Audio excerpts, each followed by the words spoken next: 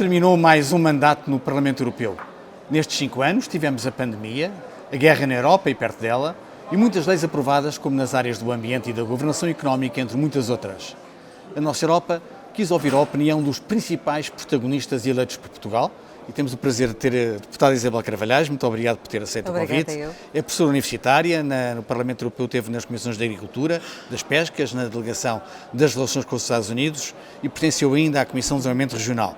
Foi a responsável pelo relatório sobre a renovação geracional nas explorações agrícolas, do relatório sobre uma visão a longo prazo para as zonas rurais da União Europeia e do parecer sobre a estratégia da biodiversidade da União Europeia para 2030. E nas pescas trabalhou no relatório sobre uma economia azul sustentável na União Europeia. Isabel, se tivesse que resumir numa palavra o seu mandato no Parlamento Europeu, que palavra seria essa? Extraordinário, sem deslumbramentos, já são 2 palavras, muito exigente, mas muito gratificante. Onde é que se sentiu mais realizada? Qual foi o principal desafio do seu mandato? Olha, eu senti muito realizada, a título pessoal, ver as minhas capacidades negociais. Acho que isso é muito bom porque, sobretudo, houve um outro relatório que eu tive numa comissão de inquérito sobre o transporte animal, que foi uma prova de fogo, porque é uma matéria de grande sensibilidade, em que todos os grupos tinham diferentes visões e mesmo dentro dos grupos políticos havia diferentes visões e, portanto, para mim, do ponto de vista pessoal, perceber até onde é que eu podia ir do ponto de vista negocial foi muito importante. E depois, num sentido mais macro, eu fiquei muito satisfeita e foi algo, enfim, que eu levo como grande compensação, ver a visibilidade para a qual eu consegui contribuir no que se refere ao mundo rural. Nós falamos sempre muito que 30% da população está no mundo rural, que o mundo rural cobre cerca de 80% do território da União Europeia, mas são territórios de descontentamento crescente e, portanto, trazê-los para a agenda política e, sobretudo, insistir que eles não saiam da agenda política, para mim foi muito, muito importante. Isabel, e o que é que lamenta não ter conseguido? O que é que ficou para trás e porquê?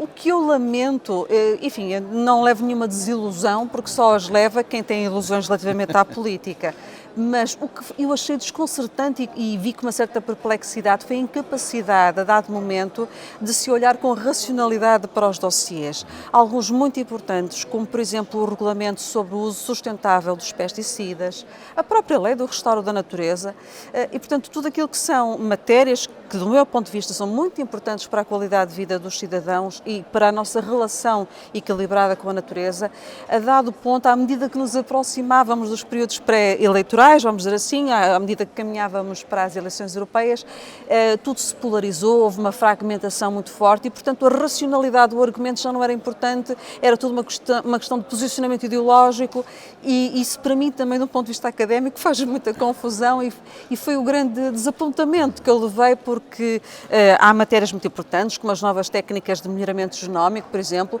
que mereciam uma outra atenção e um outro esclarecimento ao cidadão, que acaba por não perceber exatamente porque é que concordamos ou não concordamos com determinadas matérias. Isabel, e na sua opinião, quais são os principais desafios para os próximos 5 anos? Eu acho que todos nos repetimos um pouco quando identificamos os principais desafios. Há, de facto, o grande desafio do alargamento. Como é que esse desafio se vai articular com 2 grandes políticas marcantes da União Europeia, em particular a política agrícola comum e a política de coesão? Há, obviamente, um grande desafio também de perceber como é que vamos lidar e esperemos que vejamos em breve, enfim, é sempre um desejo que temos, o fim da guerra na Ucrânia, portanto vai continuar a ser um grande desafio. Mas depois há também, obviamente, um desafio de perceber se a União Europeia vai ser capaz de dar um maior impulso à concretização do pilar europeu dos direitos sociais, porque eu julgo que sem essa concretização dos direitos sociais vamos ter cada vez mais cidadãos que se desvinculam, que se desafetam de alguma maneira daquilo que é a União Europeia. Também temos que perceber, e é um outro desafio que eu acho que vai ser muito grande para a União Europeia, afinal, qual é que é o lugar da agenda das alterações climáticas, a agenda do Pacto Ecológico Europeu? Foi importante em 2019 e agora já deixa de ser, as alterações climáticas existiam, mas agora já não existem, portanto, é um outro desafio. Mas eu acho que o grande desafio que liga tudo isto é um pouquinho mais profundo e prende-se com qual é a identidade que a própria União Europeia quer para si, porque ela marcou-nos ao longo de todas estas décadas com o seu soft power e tem sido esse o seu posicionamento no mundo. uma Europa mais militarizada, mais musculada, se quisermos, mais empenhada também em construir a sua política de defesa. Não digo que isso não seja compatível com soft power, mas vai, pelo menos de um ponto de vista, até mesmo das relações internacionais, obrigar a uma reanálise de como é que nós encaramos a própria União Europeia. E isso é uma reflexão que tem que ser feita também. Certo. Isabel, se tivesse que dar um conselho àqueles que vão estar aqui nos próximos 5 anos, que conselho seria esse?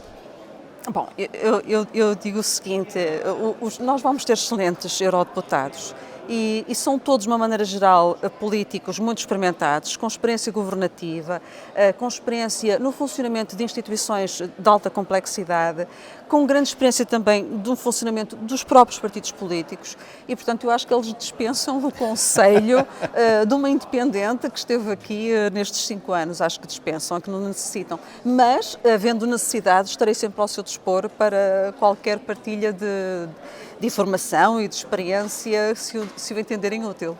Isabel, muito obrigado pelo mandato Obrigada eu. de 5 anos tão intenso e muito obrigado pelo seu testemunho. Muito obrigada.